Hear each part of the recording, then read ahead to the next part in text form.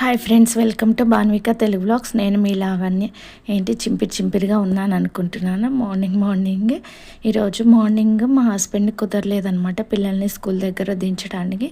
అందుకని చెప్పేసి నేనే వెళ్ళొచ్చాను, ఆటోలో వెళ్ళి దించేసి వచ్చాను. అప్పటి వరకు చెప్పలేదనమాట, లాస్ట్ మినిట్లో చెప్పారు మీటింగ్ ఉంది కుదరదని. అందుకని ఇంక దెబ్బ డ్రెస్ చేంజ్ చేసుకొని అయితే వెళ్ళానమాట. ఇంకా రాగానే ఇడ్లీ అయితే వేస్తున్నాను. పిల్లలకు కూడా మార్నింగ్ ఇడ్లీయే వేసాను. ఇంకా తర్వాత చట్నీ కూడా చేసే ఉంచాను. ఇంకా మాకైతే ఇడ్లీ వేసుకుంటున్నాను. ఇంక ఇది ఉడకటానికైతే టైం పడుతుంది కదా. ఈలోపు వాషింగ్ మిషన్లో బట్టలు అయితే వేసేస్తాను. ఎందుకంటే టిఫిన్ చేసేలోపు బట్టలు అయితే అయిపోతే టిఫిన్ చేయగానే బట్టలు అయితే ఆరేస్తాను. రెగ్యులర్గా నేను చేసే పని అదే అనమాట. పిల్లల్ని స్కూల్ దగ్గర వదిలేసి వస్తూ పాలైతే తీసుకొచ్చాను. ఇంకా మొట్టమొదటిగా ఫ్రిడ్జ్లో పాలే పెడదాంలే అని చెప్పేసి పాల ప్యాకెట్ అయితే ఫ్రిడ్జ్లో పెట్టేశాను. ఇడ్లీ స్టవ్ మీద పెట్టి బట్టలు అయితే వాషింగ్ మిషన్లో వేసాను. రోజు ఇంకా అలానే చేస్తానన్నమాట. టిఫిన్ చేసే ముందు వాషింగ్ మిషన్లో బట్టలు వేస్తే టిఫిన్ చేసేసరికి అదైతే అయిపోతుంది అనమాట. ఇంకా 2 పనులు అయిపోతాయి కదా, ఇంకా మనం దగ్గరుండి చూడాల్సిన అవసరం లేదు. ఇంకా కొత్త బట్టలు అలాంటివి ఏమన్నా ఉంటే కనుక అవేమో విడిగా వాష్ చేస్తాను. మిషన్లో వేయను, వైట్వి అట్లాంటివి మరకలు అంటుతాయి అని చెప్పేసి ఇంక ఇక్కడ ఇడ్లీ అయితే ఉడికాయి అనమాట. ఇంక ఇడ్లీ తినేసాను. తర్వాత ఈరోజు దొండకాయ ఉల్లి కారం అయితే చేస్తున్నాను. మా హస్బెండ్ దొండకాయ ఫ్రై లాగా చేస్తే తినరనమాట.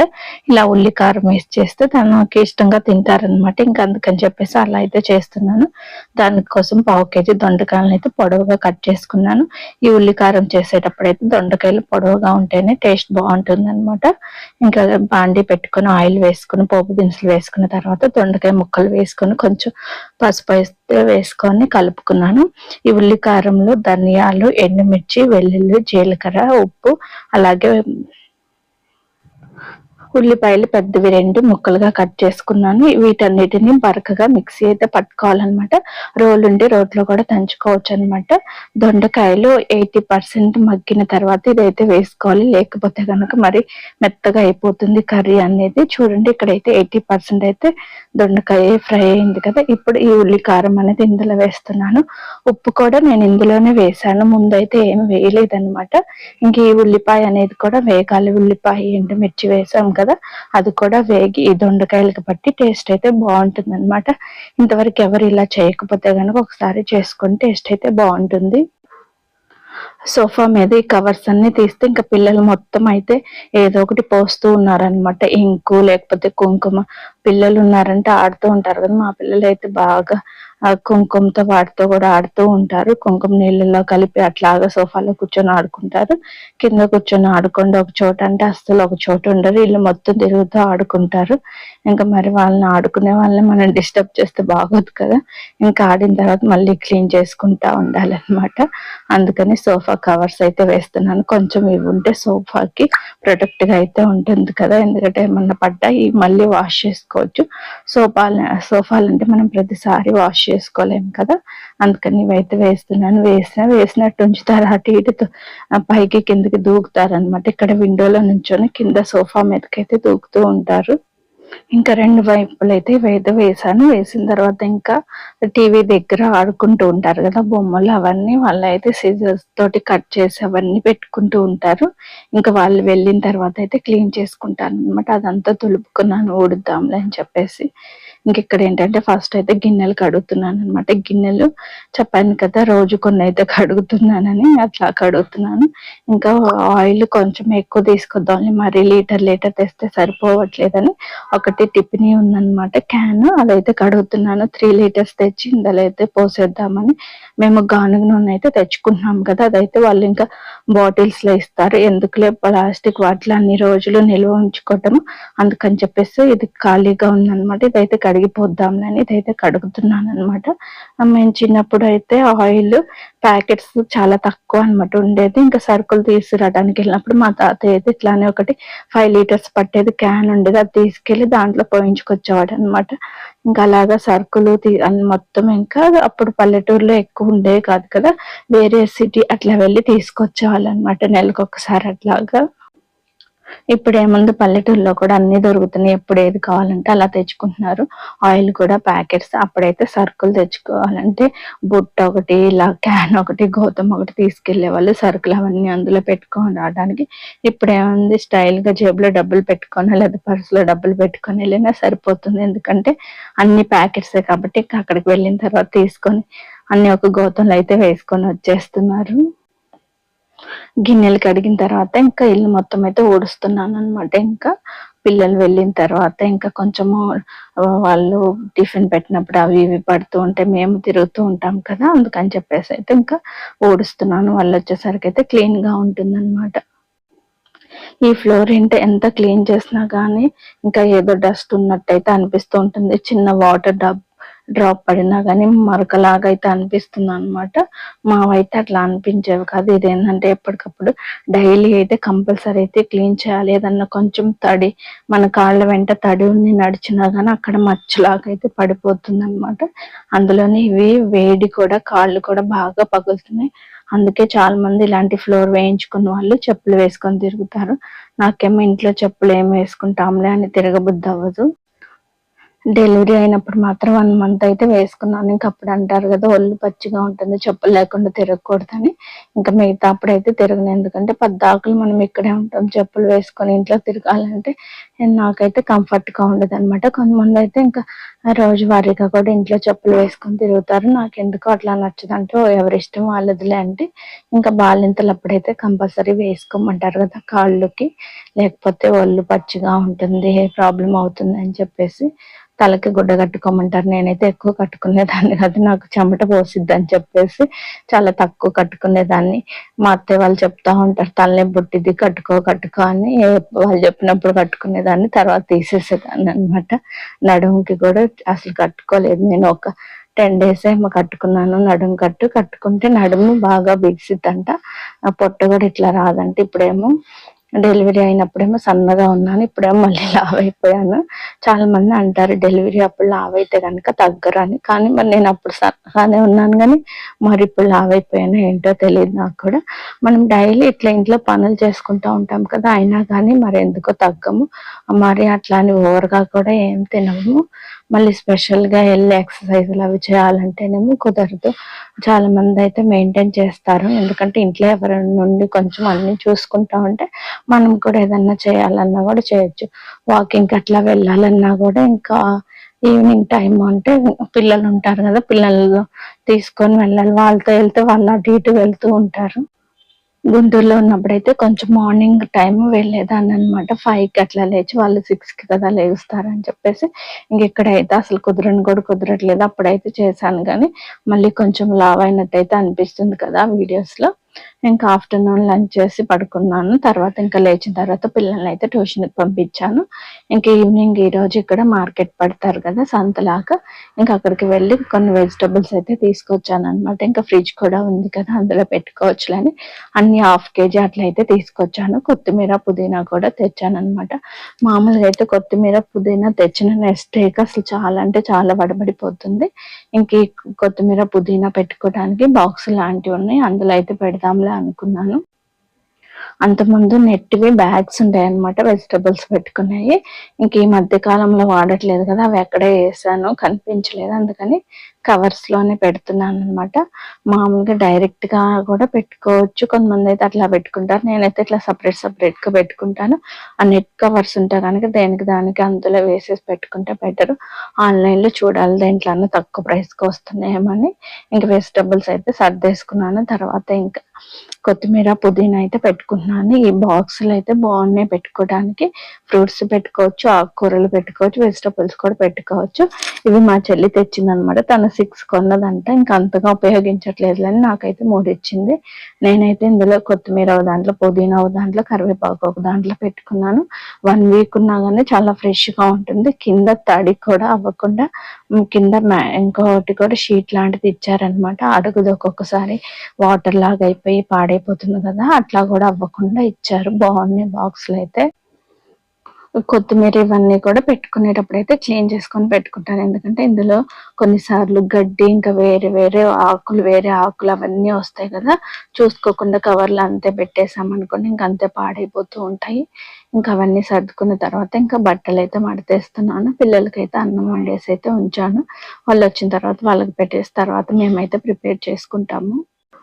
ఇంక ఇవన్నీ అయితే రోజువారీగా ఉండే పనులే. ఇంకా కొన్ని అంటే నేనైతే చూపించిన మార్నింగ్ పిల్లల్ని రెడీ చేసేవి అవన్నీ, కానీ వాళ్ళనైతే 7కి లేపుతాను మార్నింగ్ పిల్లల్ని. 8:30 వరకు వాళ్ళతోనే సరిపోతుంది. వాళ్ళకి బ్రష్లు చేపించి టిఫిన్ పెట్టేసరికి 7:45, 8 అవుతుంది. చాలా స్లోగా తింటారు. 45 మినిట్స్లోనే నాకు హెడేక్ కూడా వచ్చింది అనమాట. తినండి తినండి తినండి అనేసరికి స్లోగా అసలు నోట్లో పెట్టుకున్న వాళ్ళు భలే విసిగిస్తారు తిండి విషయంలో. ఇంకా తప్పదు కదా, వదిలేస్తే మళ్ళీ అసలు తినరేమో అని చెప్పేసి ఇంకా అట్లా అయితే పెడతాను అనమాట. తర్వాత ఇంకా వాళ్ళకి స్నానం చేపించి రెడీ చేసి వాళ్ళు 8:20, 8:25కి అట్లా అయితే వెళ్ళిపోతారు అనమాట. ఒక్కొక్కసారి 8:30కి అట్లాగా.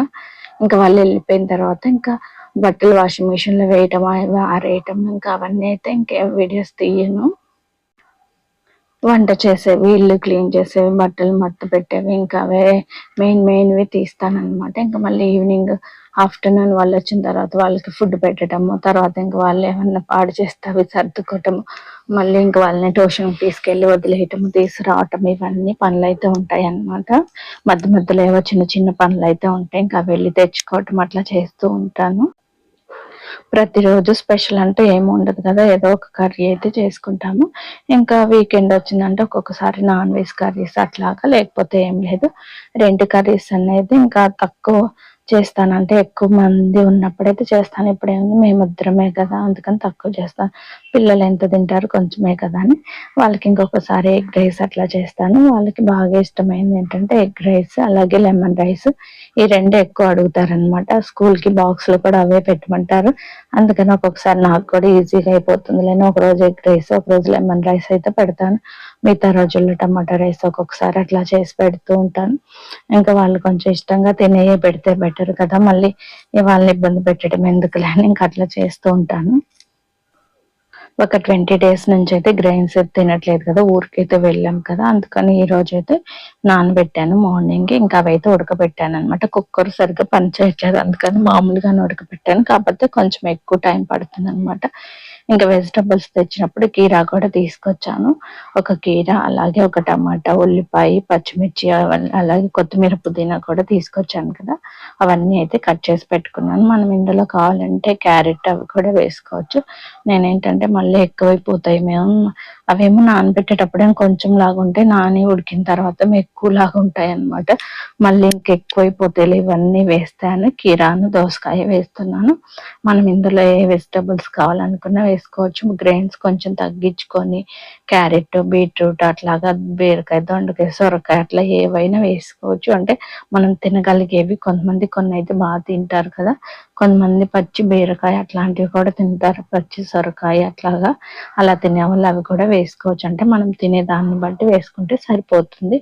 నేనైతే కీరా దోసకాయ కానీ, మామూలు దోసకాయ కానీ వేస్తాను, లేకపోతే క్యారెట్, బీట్రూట్.